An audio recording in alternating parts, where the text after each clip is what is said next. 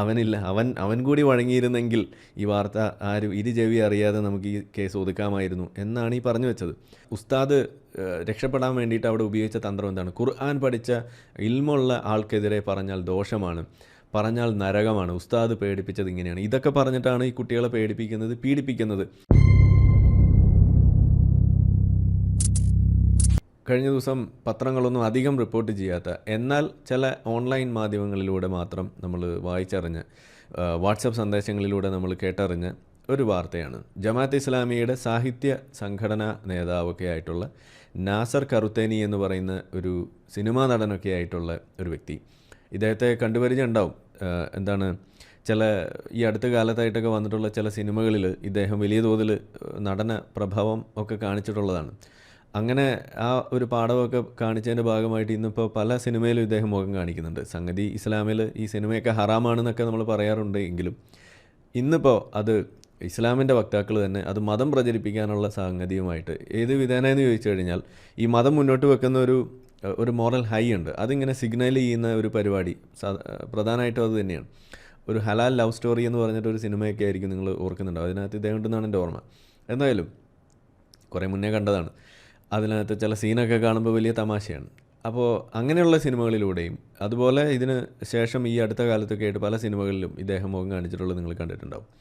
അങ്ങനെ നിറഞ്ഞു നിൽക്കുന്ന ഒരാൾ ഇതുപോലെ ഒരു പോക്സോ കേസിൽ അറസ്റ്റായി. അതിലിപ്പോൾ വലിയ അത്ഭുതമൊന്നുമില്ല. അതിപ്പോൾ ആർക്ക് വേണമെങ്കിലും പോക്സോ കേസിൽ അറസ്റ്റിലാവാം. മുഹമ്മദ് നബി ഇന്ന് ജീവിച്ചിരിപ്പുണ്ടെങ്കിൽ മൂപ്പര് വരെ ഇന്ന് അറസ്റ്റിലായതിന്. അതല്ല നമ്മുടെ വിഷയം. നമ്മുടെ വിഷയം എന്ന് പറയുന്നത് ചിരിപ്പിക്കാൻ വേണ്ടിയിട്ട് നമ്മുടെ വിഷയം എന്ന് പറയുന്നത് എന്താണ്? നമ്മുടെ വിഷയം ഇങ്ങനെ ഒരു സംഭവം നമ്മുടെ നാട്ടിലുണ്ടാകുമ്പോൾ എന്താണ് സാധാരണ സംഭവിക്കാറ് ഉള്ളത് എന്നത് സംബന്ധിച്ചിട്ട് നമ്മൾ ചില കാര്യങ്ങളിലൂടെ പറയാറുണ്ട്.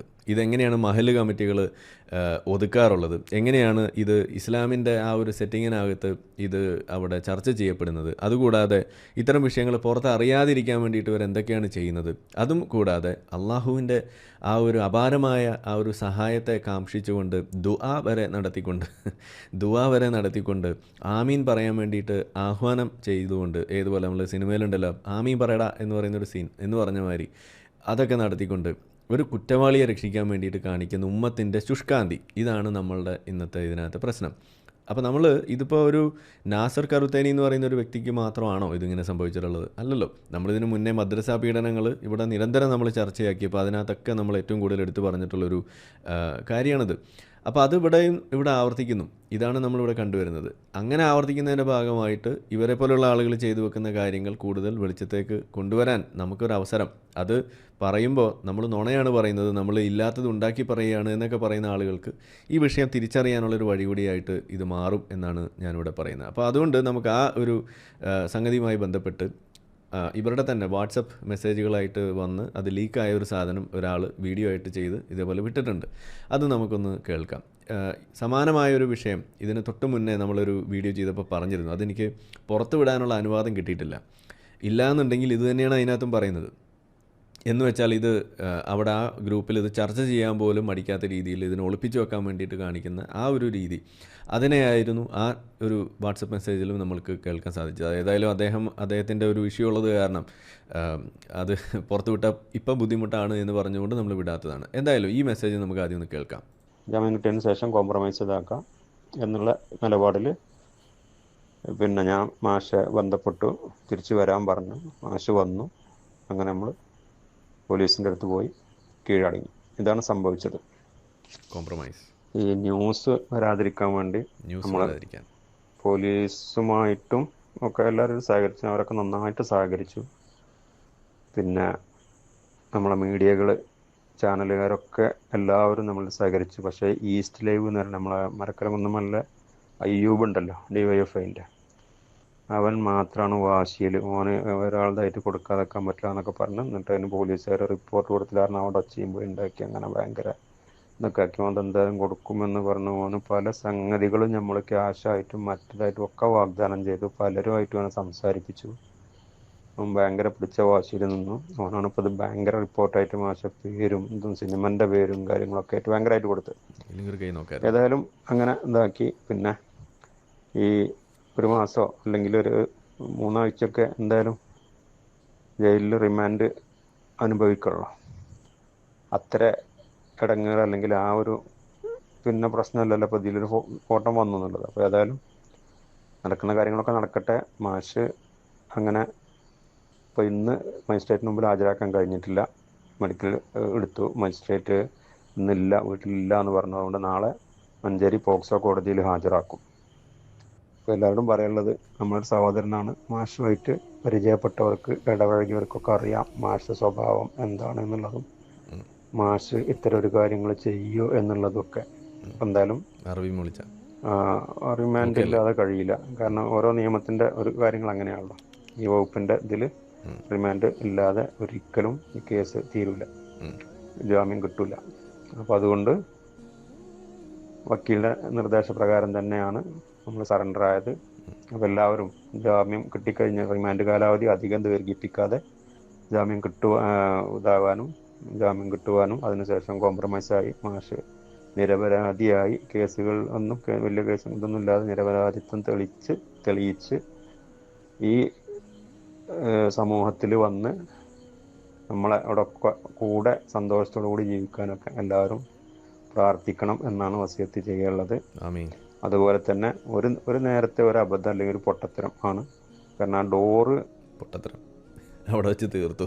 ഇല്ലെങ്കിൽ ഇതെന്താ സംഭവം എന്ന് പറഞ്ഞു കഴിഞ്ഞാൽ, ഇദ്ദേഹം ഒരു പെൺകുട്ടിയെ ഫോട്ടോസ്റ്റാറ്റ് എടുക്കാനോ എന്തിനോ വന്ന് ഒരു പെൺകുട്ടിയെ കടന്നു പിടിച്ച് അതുപോലെ പീഡിപ്പിച്ചപ്പോൾ ആൾ റൂമിനകത്തിട്ട് പൂട്ടി. ആരോ വന്ന് വിളിച്ചപ്പോൾ ഇതാണ് ഉണ്ടായത്. ബാക്കിയുള്ള കുട്ടികൾ എന്തോ സംശയം തോന്നി, ഇങ്ങനെ ഒരു സംഭവം ഉണ്ടെന്ന് അറിഞ്ഞപ്പോൾ അയാൾ പെട്ടെന്ന് കുട്ടിയെ റൂമിനകത്തിട്ട് പൂട്ടി. അങ്ങനെ അത് വന്ന് ഇവർ വാതിൽ തുറന്ന് നോക്കുമ്പോൾ കുട്ടി അകത്ത് കിടക്കുകയാണ്. അങ്ങനെയാണ് ഈ കുട്ടിയെ രക്ഷിക്കുന്നത്. പിന്നീട് ബാക്കിയുള്ള വിഷയങ്ങളൊക്കെ ഉണ്ടാകുന്നത്. ഇത്രയും ക്രൂരമായ ഒരു കാര്യം ചെയ്ത ഒരു മഹാനെയാണ് ഇവിടെ അള്ളാഹു രക്ഷിക്കട്ടെ എന്ന് ദുആ ചെയ്യാൻ വേണ്ടിയിട്ട് ഇവിടെ ആവശ്യപ്പെടുന്നത്. അതിനോടൊപ്പം നിങ്ങളിവിടെ കേട്ടു മാധ്യമ ശ്രദ്ധ അത് ഇതിനകത്ത് കുറയ്ക്കാൻ വേണ്ടിയിട്ട് ഇവരെന്തെല്ലാം ചെയ്തു. അവർ എല്ലാ മാധ്യമങ്ങളെയും അതിനുവേണ്ടി സമീപിച്ചു, പരമാവധി വാർത്ത കൊടുക്കാതിരിക്കാൻ പറഞ്ഞു. ഇതെല്ലാം ഇവിടെ തന്നെ ഇവർ തന്നെ പറയുന്ന കാര്യങ്ങളാണ്. ഇതിവിടെ കേട്ടു. ഇതിൽ വഴങ്ങാതിരുന്ന ഒരാൾ കാരണമാണ്, ഇതിൽ ഒരു അയ്യൂബ് എന്ന് പറയുന്ന ഒരു വ്യക്തി കാരണമാണ് ഇത് പുറത്തു വന്നത്. മിക്കവാറും ആ അയ്യൂബ് ഒരു യുക്തിവാദിയാകാനാണ് സാധ്യത. അങ്ങനെ അയാൾ കാരണമാണ് ഇത് പുറത്തറിഞ്ഞത് എന്നും ഇവർ തന്നെ പറയാണ്. അയാളെ പരിധിയിലാക്കാൻ വേണ്ടി കാശ് വരെ എറിഞ്ഞു നോക്കിയെന്നാണ് പറയുന്നത്. എന്നിട്ടും അയാൾ വഴങ്ങിയില്ല. അയാൾ മഹാ തെണ്ടി, അവൻ കൂടി വഴങ്ങിയിരുന്നെങ്കിൽ ഈ വാർത്ത ആരും ചെവി അറിയാതെ നമുക്ക് ഈ കേസ് ഒതുക്കാമായിരുന്നു എന്നാണ് ഈ പറഞ്ഞു വെച്ചത്. അവിടെ വഴങ്ങിയില്ല. ഇതാണ് നമ്മളിവിടെ കാണുന്നത്. ഇത് എത്രമാത്രം ഇതിനകത്തൊരു ദുരന്തം ഈ മുസ്ലിം സമൂഹം മൊത്തത്തിൽ ഇതിനു വേണ്ടി ഒത്താശ ചെയ്യുന്നു എന്നുള്ളതിൻ്റെ ഒരു നേർചിത്രമാണ് നമ്മളിവിടെ കാണുന്നത്. ഇതിൽ പെടാത്ത മുസ്ലിങ്ങൾ ആരെങ്കിലും ഉണ്ടെങ്കിൽ അത് നിങ്ങളെ ഉത്തരവാദിത്തമാണ്, അത് ആരാണെന്ന് പറയാന്നുള്ളത്. നമ്മളിവിടെ പറയുന്നു, ഏതൊരു മദ്രസയിലും ഒക്കെ നടക്കുന്ന വിഷയങ്ങൾ നമ്മളെടുത്ത് പറയുമ്പോൾ അവിടെ പറയുന്ന ഒരു കാര്യമാണ്, ഓരോ മഹല്ല് കമ്മിറ്റിയും ഓരോ പള്ളിയിലും നടക്കുന്ന സംസാരങ്ങൾ ഇതുതന്നെയാണ്. ഇതിൻ്റെ കോപ്പി പേസ്റ്റ് തന്നെയാണ് അവിടെ നടക്കുന്നത്. നിങ്ങൾ ഇതേപോലെ ഒരു വിഷയം ഉണ്ടാകുമ്പോൾ അതിൽപ്പെട്ട ആളുകളെ ഒളിപ്പിക്കാൻ വേണ്ടിയിട്ട് നടത്തുന്ന ആ കുൽസിത ശ്രമങ്ങൾ അത് ഇതേപോലെ നാട്ടിൽ പാട്ടാവുന്നൊരു കാലഘട്ടമാണ് ഇപ്പോൾ. ഇതാണ് ഇവിടെ നമ്മൾ കണ്ടത്. ഇവിടെ എന്തൊക്കെയാണ് ഇദ്ദേഹം പറഞ്ഞത്, കോംപ്രമൈസ് ചെയ്ത് ശരിയാക്കാം, അത് പോലീസുകാർ സമ്മതിച്ചിട്ടുണ്ട് എന്നൊക്കെയുള്ള രീതിയിൽ പറഞ്ഞ് ഉറപ്പിച്ചിട്ടാണ് ഇദ്ദേഹം ഒന്ന് കീഴടങ്ങുന്നത്. അല്ലെങ്കിൽ ആൾ മുങ്ങി നടന്നേനെ. ഇതൊക്കെയാണ് ഇവിടെ പറഞ്ഞു വെക്കുന്നത്. അതേപോലെ ഓരോരോ വിഷയം. പിന്നെ ഇതിൽ അവസാനം പറഞ്ഞതാണ് ഇതിൽ ഏറ്റവും വലിയ ഹൈലൈറ്റ്. അതായത് ഇദ്ദേഹം അങ്ങനെ ചെയ്യുമെന്ന് നമുക്ക് തോന്നുന്നുണ്ടോ എന്നാണ് ചോദിക്കുന്നത്. എന്തായിരിക്കും അങ്ങനെ ചോദിക്കാൻ കാരണം? ഒന്നില്ലെങ്കിൽ ഒരു ജമാഅത്ത് ഇസ്ലാമിൻ്റെ ഒരു നേതാവൊക്കെ അല്ലേ, അയാൾ അങ്ങനെ ചെയ്യുമോ? ഇതാണ് ഒന്ന്. മുഹമ്മദ് നബി അങ്ങനെ ചെയ്യുമോ എന്നൊക്കെ ചില ആളുകൾ ചോദിക്കാറുണ്ട്, അന്ന് പറഞ്ഞ മാതിരി. അതുകൂടാതെ ഇദ്ദേഹത്തിൻ്റെ സ്വഭാവം എന്താണെന്ന് കൂടെ നടന്നിട്ടുള്ള നമുക്കൊക്കെ നന്നായിട്ട് അറിയാമല്ലോ എന്നാണ് പറയുന്നത്. കൂടെ നടന്ന് ഫോട്ടോസ്റ്റാറ്റ് എടുക്കാൻ വന്ന ആ പെൺകുട്ടിക്ക് അതിലും നന്നായിട്ട് അറിയാം എന്നാണ് എനിക്കവിടെ പറയാനുള്ളൂ. ഇതൊക്കെ ഒരു ന്യായമായിട്ട് പറഞ്ഞുകൊണ്ട്, ഇതൊക്കെ വെച്ചുകൊണ്ട് ഒരു കുറ്റവാളിയെ ഇതേപോലെ സംരക്ഷിക്കാൻ വേണ്ടിയിട്ട് ഉമ്മത്ത് കാണിക്കുന്ന ഈ ശുഷ്കാന്തി, ഇത് തന്നെയാണ് ഇവിടുത്തെ ഒരു ചർച്ചാ വിഷയമാക്കേണ്ട വിഷയം. ഇത് ഈ ഒരു പോക്സോ കേസിൽ മാത്രമല്ല, ഇവിടുത്തെ കള്ളക്കടത്ത് ഇത്രയും വ്യാപകമാകുന്നതിൻ്റെ ഒരു പ്രധാന കാരണം ഈ മുസ്ലിം കുടുംബങ്ങളിൽ ഇതൊരു വലിയ വിഷയമാകുന്നില്ല എന്നത് തന്നെയാണ്. കാരണം എന്താണ്? രണ്ട് കാരണം. ഒന്ന്, കള്ളക്കടത്ത് എന്ന് പറയുന്ന ഒരു സംഗതി, ആസറ്റീസ്, അങ്ങനെ ഒരു സാധനം അത് ഹറാമാക്കാൻ ഇസ്ലാമിൽ ഒരു വകുപ്പുമില്ല. കാരണം എന്താണ്? നിങ്ങൾ കടത്തുന്ന സാധനം അത് ഹലാലാണ് എന്നുണ്ടെങ്കിൽ നിങ്ങൾക്കത് എങ്ങനെയും കച്ചവടം ചെയ്യാം എന്നാണ് ഇസ്ലാം പഠിപ്പിക്കുന്നത്. അതിൽ ഒരു വിലക്കുമില്ല. മുഹമ്മദ് നബി പോലും ചെയ്ത് കാണിച്ചിട്ടുള്ള സാധനം കൊള്ളയടിച്ചാണ് മൂപ്പര് ജീവിച്ചിരുന്നത്. പിന്നെ എങ്ങനെ കള്ളക്കടത്ത് അവിടെ ഹലാൽ അല്ലാതെയാവുക? ഇതാണ് ഒന്നാമത്തെ കാര്യം. രണ്ടാമത്തെ കാര്യം, ഇന്ത്യൻ നിയമങ്ങൾ എന്ന് പറയുന്ന സംഗതി, അല്ലെങ്കിൽ ഇന്നത്തെ ആധുനിക നിയമങ്ങൾ എന്ന് പറയുമ്പോൾ അടിമത്തം സംബന്ധിച്ചൊക്കെ നമ്മൾ പറയാറുള്ള ആ ആധുനിക നിയമങ്ങൾ അത് ഇസ്ലാമിന് ബാധകമല്ല. കാരണം എന്താണ്? ഇസ്ലാമിനെ സംബന്ധിച്ചിടത്തോളം ബാധകമാക്കേണ്ടത് അത് ഇസ്ലാമിലെ നിയമമാണ്. അതിന് പുറത്തുള്ള നിയമങ്ങൾ അത് ഇസ്ലാമിന് വിരുദ്ധമാണ് എന്നുണ്ടെങ്കിൽ നബി അനുവദിച്ചൊരു കാര്യം അവിടെ ഇരിക്കെ അതിന് വിരുദ്ധമായൊരു നിയമം നമ്മളുടെ പൊതു നിയമത്തിൽ ആധുനിക നിയമത്തിൻ്റെ ഭാഗമായിട്ട് മനുഷ്യനിർമ്മിതമായ ഒരു നിയമം ഉണ്ടെങ്കിൽ ഇസ്ലാമിൻ്റെ കണ്ണിൽ ശരി എപ്പോഴും അത് ഇസ്ലാമിൻ്റെ നിയമമാണ്. അതിനിപ്പോൾ ആധുനിക നിയമത്തിന് വിരുദ്ധമായാലും ശരി. അതുകൊണ്ടാണ് ഇവിടെ ഈ കള്ളക്കടത്ത് എന്ന് പറയുന്ന സംഗതി അത് ഇസ്ലാമിൽ ഹലാലായ ഒരു സാധനമായിട്ട് മാറുന്നത്. അതുകൊണ്ട് തന്നെ അതിനെക്കുറിച്ചുള്ള ചർച്ചകൾ മാറില്ല. പിന്നെ പള്ളികൾ എന്തുകൊണ്ട് മിണ്ടുന്നില്ല എന്ന് ചോദിച്ചു കഴിഞ്ഞാൽ, കഴിഞ്ഞ ദിവസം നമ്മൾ KT ജലീൽ പറഞ്ഞതിനെക്കുറിച്ച് പറഞ്ഞു. അതായത് ഇവിടെ ഒരു അത്തരത്തിലുള്ള ഒരു സംഗതിയെ മുസ്ലിം സമുദായത്തിൽ എത്തിക്കുന്നതിന് വേണ്ടിയിട്ട് ഫത്വ ഇറക്കണം കാളിമാർ എന്നൊക്കെയാണ് പറഞ്ഞത്. അതായത് ഇന്ത്യൻ നിയമം ഇവിടെ ഉണ്ടായിരിക്കെ അതിനെ അനുസരിക്കണമെന്ന് പറയാൻ സാധിക്കുന്നില്ല. അത് ഉണ്ടായിട്ടും അത് അനുസരിക്കാത്തൊരവസ്ഥ ഉള്ളപ്പോൾ പിന്നെ അവർ മെരുക്കണമെന്നുണ്ടെങ്കിൽ ഇസ്ലാമിൽ നിയമം മാറ്റണം എന്ന നിലയിലേക്ക് കാര്യങ്ങൾ പറഞ്ഞു വെക്കുന്നത് എക്സ് മുസ്ലിങ്ങളല്ല, മതത്തിനകത്ത് തന്നെയുള്ള ആളുകൾ തന്നെ ഇത് പറയുന്ന അവസ്ഥയിലേക്ക് വരുമ്പോൾ എന്താണ് അതിൽ നിന്ന് നമ്മൾ മനസ്സിലാക്കേണ്ടത്? അവിടെയാണ് ഇത്തരം കാര്യങ്ങൾ നമ്മൾ കൂടുതൽ ചർച്ചയാക്കേണ്ടി വരുന്നതും ഇസ്ലാം എങ്ങനെയാണ് ആധുനിക സമൂഹത്തിന് ആധുനിക ലോകത്തിന് ഇൻകമ്പാറ്റിബിൾ ആകുന്നത് എന്നും അത് എന്തുകൊണ്ടാണ് ഒരു പേപ്പട്ടി മതമാണ് എന്ന് നമ്മൾ പറയുന്നത് എന്നുള്ളതിനൊക്കെയുള്ളൊരു തെളിവ്, ഒരു കാരണം അത് ഇതാണ്. ഇതൊരു കോണ്ടെക്സ്ച്വലായിട്ട് നമ്മൾ പറയുന്ന കാര്യമാണ്. ഒരുപാട് കാര്യങ്ങൾ നിങ്ങൾക്ക് അവിടെ മറ്റു മതം പോലെ ഒരു മതമാണ് ഇസ്ലാം എന്ന് പറയാൻ നിങ്ങൾക്ക് സാധിക്കില്ല. അവിടെയാണ് ഇതിൻ്റെ പ്രശ്നം കിടക്കുന്നത്. നിലവിൽ ഇത്തരം വിഷയങ്ങൾ ഏതെടുത്ത് നോക്കിക്കഴിഞ്ഞാലും അതിനകത്ത് ഒരു പ്രശ്നക്കാരൻ്റെ റോളിൽ ഒരു പേപ്പട്ടി പിടിച്ച ഒരു പട്ടിയെ പോലെ ബാക്കി പട്ടിക്കൂട്ടങ്ങളെ പോലും പേ പിടിപ്പിക്കുന്ന രീതിയിലേക്ക് കൊണ്ടെത്തിക്കുന്ന ഒരു മതം അതുണ്ടെങ്കിൽ അത് ഇസ്ലാം എന്ന പേപ്പട്ടി മതമാണ് എന്ന് നമ്മൾ പറയേണ്ടി വരുന്നത്. അതുകൊണ്ടാണ് ഇത് കേൾക്കുന്ന ആളുകൾ ആ കോണ്ടെക്സ്റ്റ് മനസ്സിലാക്കി തന്നെ അത് തിരിച്ചറിയണമെന്ന് ഞാൻ പറയുകയാണ്. പ്രത്യേകിച്ച് ഇതൊക്കെ കേട്ടിട്ട് ആരെങ്കിലും കേസൊക്കെ കൊടുക്കാൻ പോകുന്നുണ്ടെങ്കിൽ പ്രത്യേകിച്ചൊന്ന് നോട്ട് ചെയ്യുക. ഇതാണ് നമുക്കതിൽ പറയാനുള്ളത്.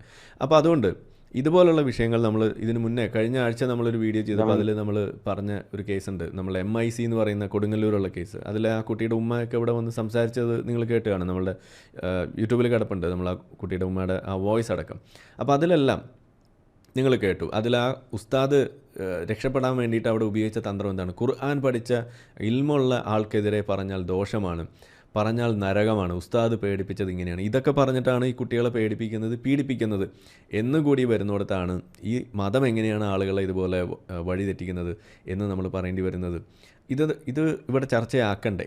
മാധ്യമങ്ങൾ പോലും ഇതിന് കൂട്ടി നിൽക്കുന്നു. ഇതൊരു വിഷയമൊന്നുമല്ല. ഇപ്പോൾ നമ്മളെ സംബന്ധിച്ചിടത്തോളം ഈ ചേലാകർമ്മം എന്ന് പറയുന്ന വിഷയം വന്നപ്പോൾ 69 ദിവസം പ്രായമായ ഒരു ആൺകുട്ടി തൊടുപുഴയിൽ ഇതുപോലെ ചേലാകർമ്മത്തെ തുടർന്നുണ്ടായ രക്തസ്രാവത്തെ തുടർന്ന് പിന്നീട് അവിടെ നിന്നുണ്ടായിട്ടുള്ള മറ്റ് കോംപ്ലിക്കേഷൻസ് വഴി ആൾ മരിച്ചപ്പോൾ അതിവിടെ റിപ്പോർട്ട് ചെയ്യാൻ എൻ്റെ സ്വന്തം ചാനലായ ജനം TV പോലും തയ്യാറായില്ല എന്ന് വരുന്നിടത്താണ് ഈ മതത്തെ ഇവിടെ പേടിക്കുന്ന ഒരു അവസ്ഥ ഇവിടെ ഉണ്ടെന്ന് പറയുന്നത്. ഇന്നിപ്പോൾ ഏതൊരു സിനിമ ബാൻ ചെയ്തു എന്നൊക്കെ പറഞ്ഞു, ടർക്കിഷ് ഏതോ ഒരു കച്ചറ എന്തോ ഒരു സാധനം, അത് എന്തോ അതിനെതിരെ ഭീഷണി മുഴക്കി എന്തോ പോസ്റ്റ് ഇവിടെ എവിടെയും കണ്ടിട്ടില്ല കേട്ടോ, അത് വേറെ കാര്യം. പക്ഷേ ഇതിപ്പോൾ ഒരു തന്ത്രമാക്കി മാറ്റിയിരിക്കുകയാണെന്നാണ് തോന്നുന്നത് സിനിമ വിജയിക്കാൻ വേണ്ടിയിട്ട്. അതുമാകാം. എന്തായാലും ആ സിനിമയും തിയേറ്ററിൽ നിന്ന് പിൻവലിച്ചു എന്നാണ് പറയുന്നത്. വേറെ ഏതോ ഒരു സിനിമ ഇതേപോലെ എല്ലാവരും കൂടി വിജയിപ്പിച്ച് കൊടുത്തിട്ടുണ്ട് തിയേറ്ററിൽ നിന്ന് വലിയ പ്രശ്നമാക്കിയിട്ട്. എന്താണ് അമരൻ എന്നങ്ങാണ്ട് പറഞ്ഞിട്ട്. ആവട്ടെ, ഞാൻ കണ്ടിട്ടില്ല. അപ്പോൾ എന്തായാലും ഇതുപോലെ സമൂഹത്തിൽ നിരന്തരം ഇങ്ങനെയുള്ള ഈ ഒരു വിഷയങ്ങൾ അവതരിപ്പിച്ചുകൊണ്ട് നിറഞ്ഞു നിൽക്കുന്ന ഒരു മതമായതുകൊണ്ടാണ് ഇവിടെ നമ്മൾ ഇസ്ലാമിനെ വിമർശിക്കുന്നത്. ഇനി ഇവിടെ മദ്രസ പീഡനത്തെക്കുറിച്ച് നമ്മൾ പറയുമ്പോൾ അത് ഒരു വാക്കുകൂടി ചേർത്ത് ഞാൻ നിർത്തുകയാണ്. എല്ലാവരും തെറ്റിദ്ധരിക്കുന്ന ഒരു കാര്യമുണ്ട്. വിശ്വാസികളും മറ്റു മതത്തിലുള്ള ആളുകൾ പോലും യുക്തിവാദികളടക്കം പറയുന്നൊരു കാര്യമാണ്, നിങ്ങളെന്തുകൊണ്ട് ക്രിസ്ത്യൻ പാതിരിമാരുടെ വിഷയം എടുക്കുന്നില്ല, നിങ്ങളെന്തുകൊണ്ട് ഹിന്ദു സന്യാസിമാർ നടത്തുന്ന പീഡനങ്ങളെക്കുറിച്ച് നിങ്ങൾ പറയുന്നില്ല എന്നൊരു ചോദ്യം ചോദിക്കാറുണ്ട്. നമ്മൾ പറയുന്നു ഇതിൻ്റെയൊക്കെ ഒരു ഫ്രീക്വൻസിയും ഇത് എത്രത്തോളം ഉണ്ട് എന്നുള്ളതിൻ്റെ ഒരു കണക്കും നിങ്ങൾ എടുത്തു വെച്ചിട്ട് സംസാരിക്കുക. അപ്പോൾ നിങ്ങൾക്ക് ഇത് മദ്രസ അധ്യാപകൻ്റെത് എടുത്ത് പറയേണ്ടി വരും. അത് മനസ്സിലാക്കാൻ വേണ്ടിയിട്ട് ഗൂഗിളിൽ നിങ്ങൾ മദ്രസ അധ്യാപകൻ എന്ന് മാത്രം സെർച്ച് ചെയ്ത് കഴിഞ്ഞാൽ കിട്ടുന്ന തെളിവുകൾ അത് തന്നെ ധാരാളമാണെന്ന് നമ്മൾ പറയാറുണ്ട്. നിങ്ങൾ മദ്രസ അധ്യാപകൻ പീഡനം എന്ന വാക്ക് ചേർക്കണ്ട. ആരെങ്കിലുമൊക്കെ തെറ്റിദ്ധരിക്കണ്ടെങ്കിൽ ക്ലിയർ ചെയ്യാൻ വേണ്ടിയിട്ട് പറയാണ്. നിങ്ങൾ വെറുതെ മദ്രസ അധ്യാപകൻ അടിച്ചു കഴിഞ്ഞാൽ കിട്ടുന്നത് മുഴുവൻ ഇത് സംബന്ധിച്ച കഴിഞ്ഞ ഒരു ദശകത്തിലെ വാർത്തകൾ അതിനു മുകളിലേക്കുള്ളത് ഗൂഗിൾ കണ്ടുപിടിച്ച അന്ന് മുതലുള്ള സാധനം ഇതിനകത്ത് നിങ്ങൾക്ക് കിട്ടും. ഇതാണ് ഇവിടുത്തെ അവസ്ഥ എന്ന് പറയുന്നത്. അപ്പോൾ ഇത്തരത്തിലുള്ളൊരു യാഥാർത്ഥ്യം അത് നമ്മളെ മുന്നിലിരിക്കുകയാണ് നമ്മൾ ഈ വിഷയത്തെ എടുത്തു വെച്ച് പറയേണ്ടി വരുന്നത്. അതിൻ്റെ ആ ഒരു മുന്നിൽ വന്ന് നിന്നിട്ട് എന്തുകൊണ്ട് അതിനെക്കുറിച്ച് പറയുന്നില്ല, എന്തുകൊണ്ട് ഇതിനെക്കുറിച്ച് മാത്രം പറയുന്നു എന്നൊക്കെ ചോദ്യം ചോദിക്കുന്ന ആളുകൾ ആദ്യം ചെയ്യേണ്ടത് ഇതുപോലെയുള്ള ചില സെൽഫ് അസസ്മെൻറ്റ് ഒന്ന് നടത്തുന്നത് നന്നായിരിക്കും. നമ്മൾ എന്തുകൊണ്ടാണ് ഈ കാര്യങ്ങൾ പറയുന്നത് എന്നുള്ളതിൻ്റെ ഒരു ചെറിയൊരു ധാരണ നിങ്ങൾക്ക് കിട്ടാൻ അത് വലിയ തോതിൽ ഉപകാരപ്പെടും.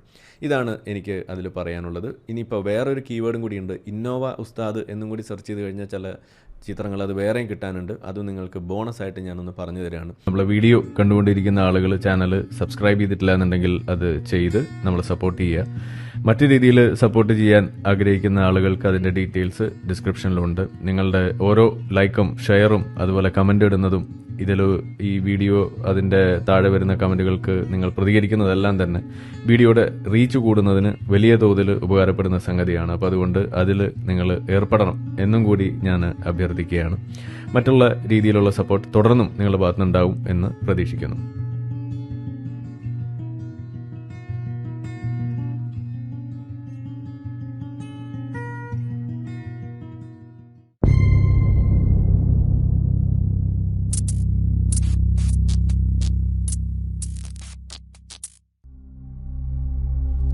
Dingahu Akbar, Dingahu Akbar, Dingahu Akbar, Dingahu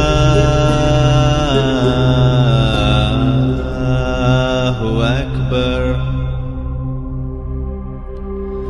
Ashhadu an la ilaha illa Dingah. Ashhadu an la ilaha illa Dingah. Ashhadu anna mitu moyal rasulu Dingah.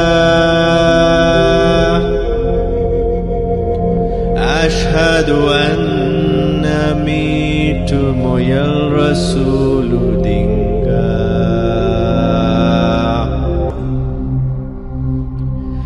Hayya ala free thinking. Hayya ala free thinking. Hayya ala scientific temper. Hayya ala scientific temper. Dingahu Akbar, Dingahu Akbar. La